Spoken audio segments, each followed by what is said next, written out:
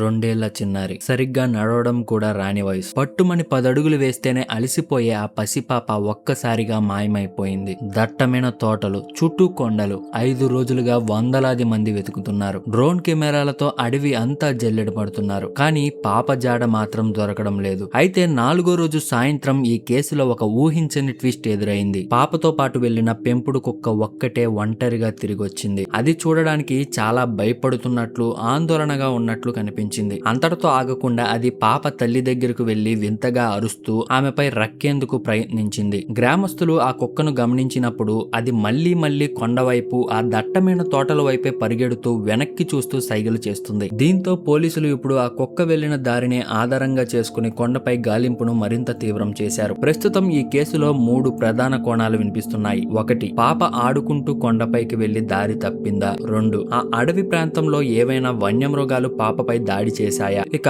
3వది, ఎవరైనా తెలిసిన వాళ్లే పాపను కిడ్నాప్ చేసి అక్కడ దాచారా? ఈ మిస్టరీ ఘటనపై మీ అభిప్రాయం ఏంటి? ఆ కుక్క ప్రవర్తన వెనుక అసలు కారణం ఏమై ఉంటుంది? కిడ్నాపా లేక ప్రమాదమా? కింద కామెంట్స్ లో తెలియజేయండి.